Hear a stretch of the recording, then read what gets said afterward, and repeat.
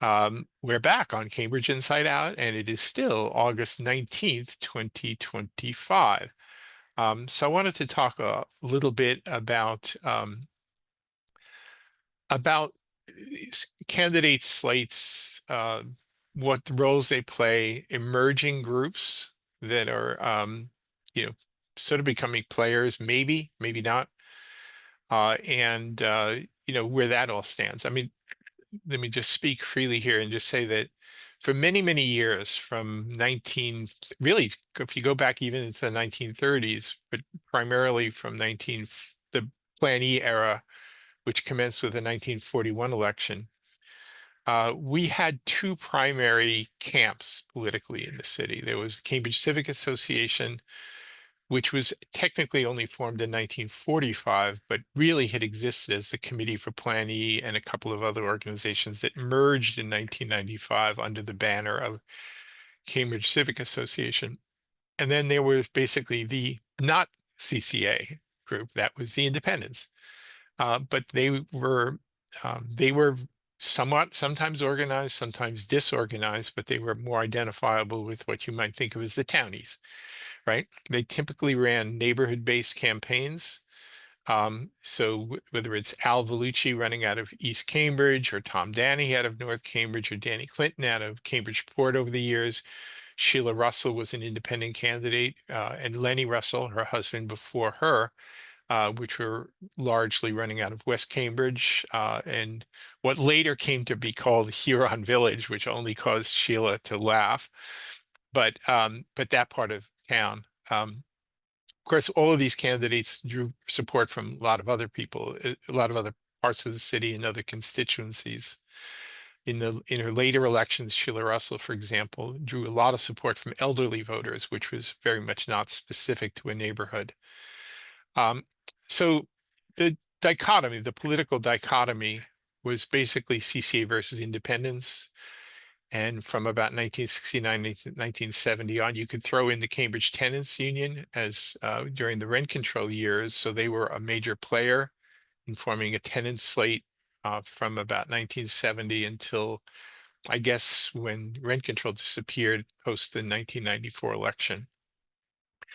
And then we actually went through a period when the CCA completely disintegrated, and and so I think in the very late 1990s through the early 2000s, there was almost sort of an echo of the Cambridge Civic Association, but not really. They still actually did a couple of formal endorsements to maybe about 2001, but I don't know that was particularly effective anymore. And then we went through a period of at least a decade where there were essentially no organizations to speak of. And then maybe 12 years ago, you started to see the reemergence of these endorsing type organizations. I think first there was one that had Nadeem Mazen, Dennis Carlone, and somebody else, Janaki House, I think were a threefer. And then we saw the Cambridge Residents Alliance inserted itself into the game as sort of an endorsing organization. Um, I think really when things started to take off was when uh, partly in response to the Cambridge Residents Alliance, the group that later called itself A Better Cambridge came into existence and has been selling itself, whether accurately or inaccurately, as the pro-housing group. I think probably more accurately could be characterized as the pro-density group than anything else. Or, and of course, if you're from the other point of view, you just call them the developer group, but that's kind of a epithet in Cambridge. Uh, Say you're just a developer, right? But so they started backing candidates and are still doing so, promoting themselves as the pro housing. And for a while, I think it was sort of we're the group that's promoting affordable housing, but really it's uh, building housing. And again, I don't think anybody's opposed to building housing. Let's be clear about that. It's a question of how much, how high, how dense, and where, right? And what fraction of it should be subsidized either by the city or by private developers. And I think is a range of perfectly valid points of view when it comes to those matters. And nobody should be disparaging anyone or any other group as being anti-housing just because they don't happen to agree with your particular agenda. But anyway, the ABC group, which I still sometimes refer to as a bigger Cambridge or aggressively bulldozing Cambridge, they they will sell themselves again this year as the ones vote for us if you want affordable housing, but it's not so clear that they've actually developed any affordable housing to speak of. Or I think even the affordable housing overlay that they certainly supported has largely resulted in simply the expansion of um, public housing and subsidized housing on pre-existing lots. There are a few other locations in the pipeline. So there may be several hundred units of housing that are not part of existing properties operated and owned by Justice Star, Cambridge Homeowners Rehab, or the Cambridge Housing Authority, but it's primarily been an expansion of subsidized or public housing. That's what it really has been. Over these last couple of years, there's been a couple of sort of big things that have happened, namely the what the so-called multifamily housing zoning change, which uh, is a complete misnomer because I don't think anybody objected. Well, very few people objected to the allowance of multifamily housing citywide, um, but it was primarily a densification proposal to allow significantly greater heights and densities. So it was tapped down a little bit, thanks to Paul Toner, to sort of have it be 4 stories as of right everywhere, which is, where I live, 4 stories is just a minor change. But if you were out in what was used to be called the resident A zones, that could be a very significant change. I mean, if you got a lot of single family homes and next thing you know, somebody purchases the lot next door and puts up a 4-story building or a 6-story building if you include inclusionary zoning on a street that has, 1.5-story buildings, it's a huge change. And in fact, it's actually causing quite a lot of alarm, which may or may not express itself in terms of political choices this year. We'll see. I'm thinking of Ellery Street as one place where that, but there's actually a few other sites around the city where this is starting to become a bit of an issue.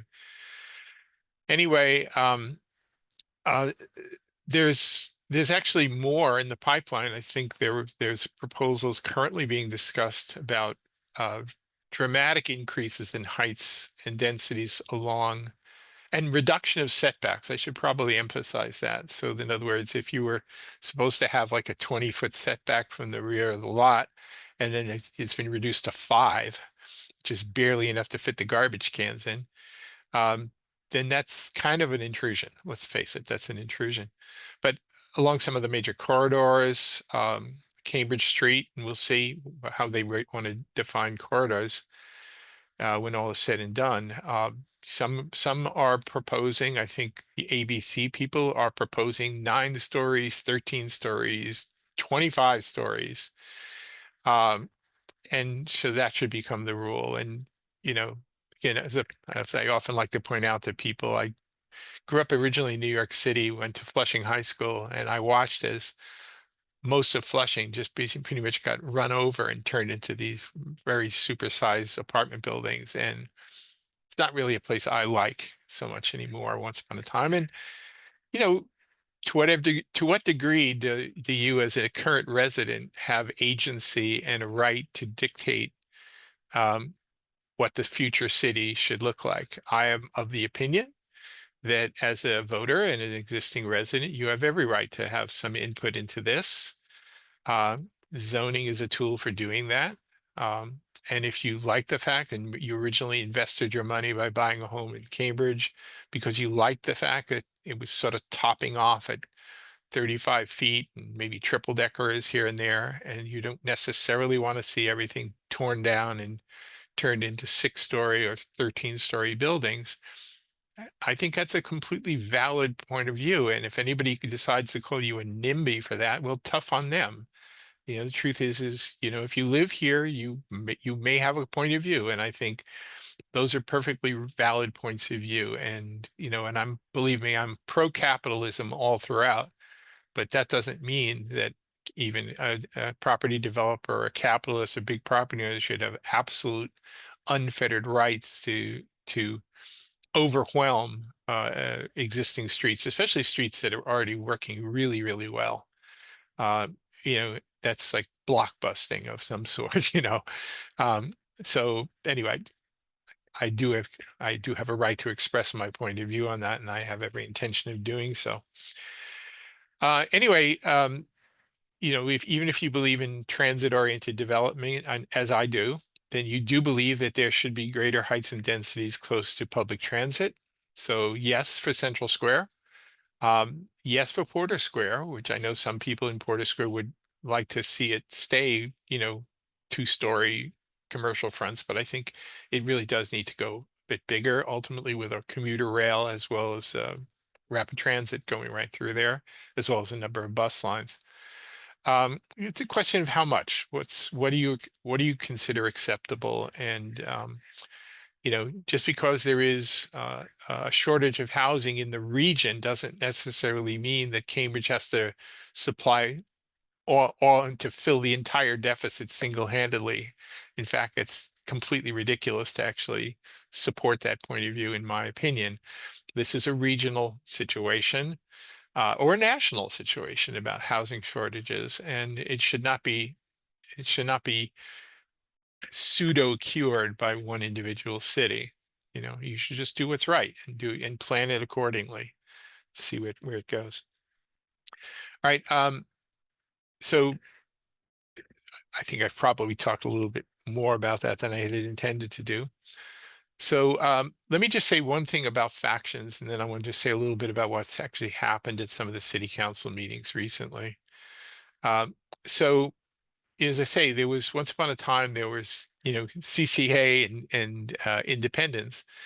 Uh, what I've noticed over the last few years, and it's just a little bit of an essay I wrote last night, just when I was thinking out loud, was there's just sort of this interesting growth, maybe fueled by the Zoran Mamdani success in so far in New York City in the mayoral election.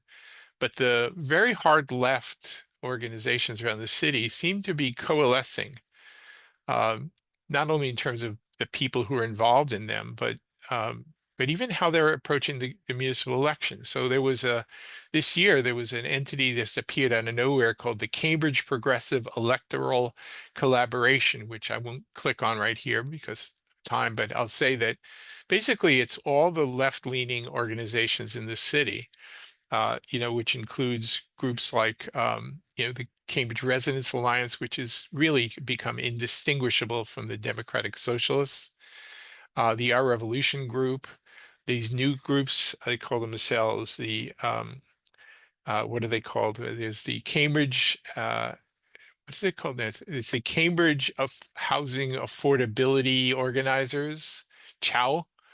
There's another group that calls itself the Cambridge Housing Justice Coalition, which actually many of the people seem to be all part of the Cambridge Residents Alliance and the Democratic Socialists of America. But hey, if you want to wear multiple hats, it's your right, I guess. But they all seem to be coalescing, and they put out this questionnaire for city council candidates, I think school committee candidates as well, it's really like a laundry list of every pretty much extreme left uh, uh, position that you would want, including things about international matters such as where you stand on Israel, Gaza, and boycotting Israel, et cetera, which, as far as I'm concerned, has absolutely no business in municipal election discussions. But I know that a few of the candidates are oriented that way, and I know that they certainly have influence in the forming of those questions. So they were trying to pin down candidates to take strong positions or no position on some of these ones here. I will not fill out questionnaires like that. As far as I'm concerned, if you want to be a candidate, you should present to the voters who you are, um, and not simply become sort of a lackey for these self-appointed, self-anointed endorsing organizations. Voters should rise above that. Just look at the individual candidates. They really should. Again, there are these pre-existing organizations that have been endorsing the last few years, like ABC, A Better Cambridge, and Cambridge Citizens Coalition. But honestly, all these organizations are starting to become like incumbency protection organizations first, and then they kind of pad it out with a few other candidates. I suppose in a good sense, trying to get new blood in the mix, which I think is a great thing here, but also sort of trying to at least go through the motions to make it look like it's balanced in however you choose to look upon balance there.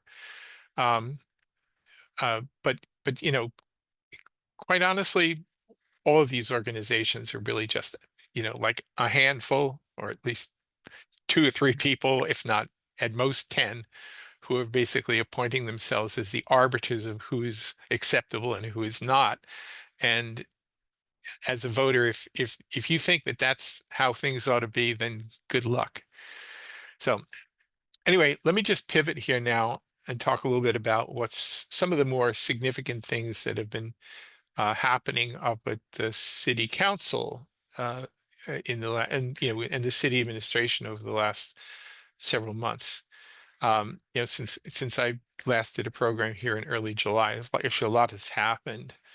Um, One thing that came up, I think maybe even as early as June 30th, there was this big business where there was something that's called the East Cambridge Community Enhancement Overlay District, or something like that. Basically, it was a development proposal where there was tied to it was a letter of commitment to give over $20 million to support East Cambridge interests, most particularly the East End House, which is a great entity that deserves the money. But if you happen to be operating, a settlement house or something close to where high tech and biotech development is happening, then you have an opportunity to, have these sort of fringe benefits when somebody wants to do something nearby. You are a choice charity. But if it's something like the Cambridge Community Center over on Callender Street in the Riverside neighborhood, probably not going to see a big life science development happening next door. So you're probably not going to get a big opportunity to get a big windfall. So it was a big controversy at the end of June. It sort of culminated in a meeting, the Midsummer City Council meeting on August 4th. And at that meeting, there was, I guess you could call it a compromise, or a little touch of Solomonic wisdom, how to, divvy things up in a way that everybody could walk away either somewhat happy and somewhat unhappy.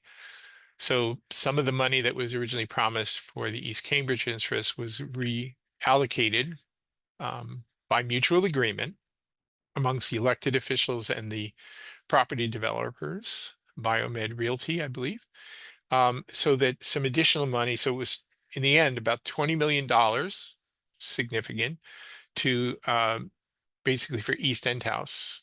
But 1,250,770 for, I think, what was that for? For a combination of three other entities, including the Dance Complex, Cambridge Community Center, and one other.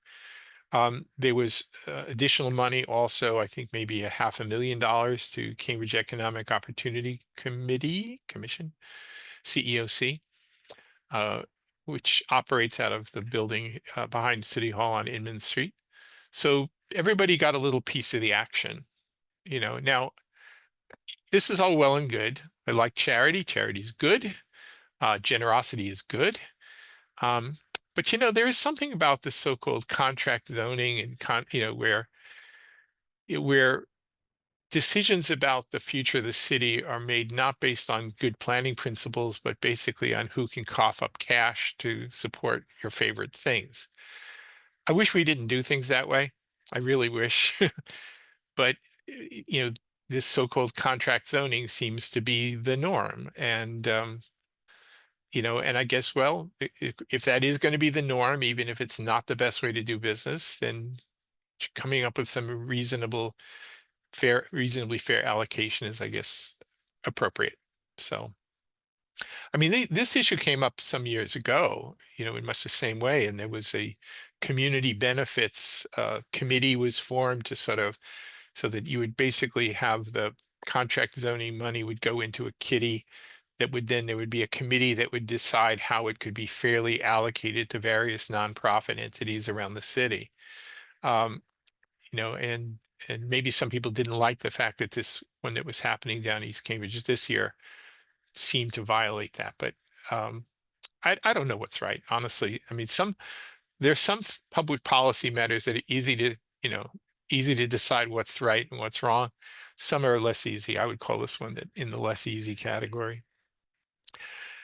Um, One other thing that was kind of a big deal, at least politically, was there was proposals because of some of the federal excesses that we've been witnessing to change some of the language of the so-called welcoming city ordinance to put more and more restrictions on how city officials, and most notably the Cambridge Police Department, should interact with federal immigration authorities who are basically coming here to arrest people. I think that's kind of a risky business. And then I think the city solicitor and Cambridge Police Department made it pretty clear that, it's not like you can have the local police force confronting and challenging and obstructing federal officials. You just can't do that legally. But you don't have to cooperate. And I think that was sort of the main thing. Now, personally, I don't think they needed to change any of the language. The language was plainly clear. It just says we are under no obligation to assist the immigration officials. But there are some city councilors, ultimately a majority of city councilors, who want to be very, very specific about what Cambridge police can and cannot do. I don't think that's necessarily a good thing. You just set a policy s- and then stand back and let the police do their job. And they can read. They know what the priorities are, and I think they're pretty good at adhering to them. But that was a big deal. And then I think on August 4th, they did do the amendments for the welcoming city ordinance, or at least passed it to a second reading. I'm not 100% sure. That's one of the meetings I actually did not watch and didn't follow the recording. I just sort of jotted down the results of that particular meeting. Um, in Again, let me just say that during the month of July, there were actually two special meetings that were, I think they're more characterizable as sort of partial executive session type meetings because they involved financial settlements and litigation. So going back to, I believe it was 2014, actually, I'm not 100% sure now, but there was I will, actually, I think I will actually jump over to this briefly here. There was an eminent domain taking by the city of the Vail Court property, which is over where Temple Street meets Bishop Allen Drive. Um, I thought it was not the smartest thing to do that at the time, but the city did take the property, demolished the existing buildings on it, and paid the owners $3.7 million for that. Now, I will say though that at the time, I already knew somebody who had offered considerably more than that, who wanted to buy the property to develop it, redevelop it. So I knew that was lowballed. So in the end, at a meeting on July 21st, with the advice of the law department, the city coughed up an additional $4.3 million to bring it to a total of $8 million to settle that matter. And I presume all of that paperwork has gone through and the matter should be settled by now. Um, but that's, basically they had to pay more money for the extra than they did in the original taking. So But again, the $8 million total is a little closer to what I know that was already offered and was a good estimate. So I think that was the right thing to have done. Another matter here, which I'm not going to dwell on here, but I'll just briefly share it here, is that it was in a July 23rd meeting, the city coughed up $20 million for purposes of which I am not 100% clear, because there was an emergency situation at the Riverview condominiums on Mount Auburn Street, which actually has resulted in road closures, and there's actual concern of potential collapse of the building that faces onto Mount Auburn. How the condominium owners will be made whole in this whole process is completely besides it. I mean, I don't understand exactly how this is all going to shake out, but we should be seeing some demolition activities commencing at some point for this building here. And again, exactly what the $20 million contribution from the city is for, I'm not 100% sure, but that's what's happening. So anyway, there are other things to come. We'll see. This is a municipal election year, and I think maybe we'll leave it at that. I think the city council meeting will reconvene in September. I believe it's September 8th for the next regular meeting of the city council. So anyway, keep an eye out there, support your local candidates or not. And hopefully I'll be seeing you all again soon on Cambridge Inside Out.